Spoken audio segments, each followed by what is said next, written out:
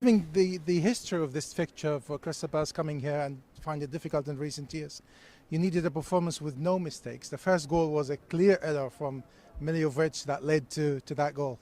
Yep, I mean that happens.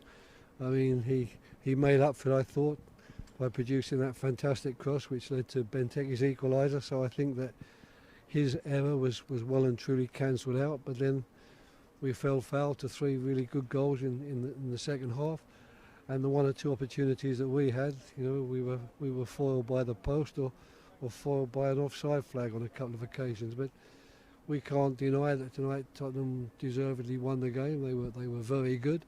They have a lot of good players here. They have a lot of really talented individuals, and unfortunately we caught them on a night when all of those talented individuals were anxious to show how talented they were. You couldn't have chosen a better time for equaliser just before the interval. What was your message to your players, given the quality that we know about Spurs players?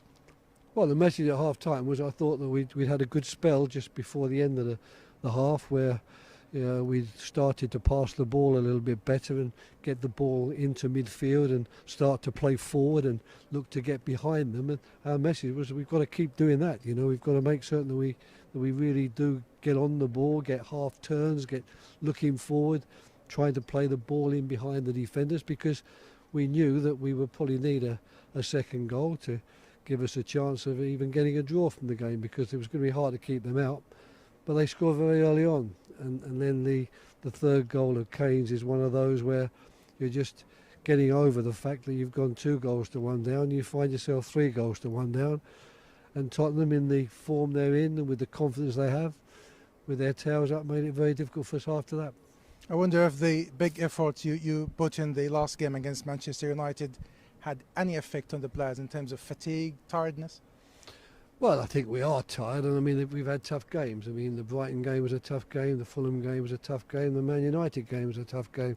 We've had to dig deep in all of those games, but I thought physically we handled it quite well. It wasn't a case that we were wilting too much. It was a question more that they were doing so well, passing the ball so well. And don't forget, they've got so many talented players out there that however well you press them and however well you organise your defence, they've got the skill sometimes to find a way through it. In the absence of Wilfried Zaha, you coped really well and you got many points now. You're looking forward to have him more and produce more quality in the final third for you? Yeah, we are. He's done so well for us over the years. We know what he can do, and we expect him to be doing that on a week-to-week basis now, because there's 10 games to go. That's 950 minutes of football or something, 920 minutes, depending how long they add on for games these days. So there's plenty of football to be played, and we need Wilf to be in form and doing the things that he can do, and he showed glimpses of it tonight, not least of all with the strike that hit the post. Thank you so much, Roy. Pleasure. All the best.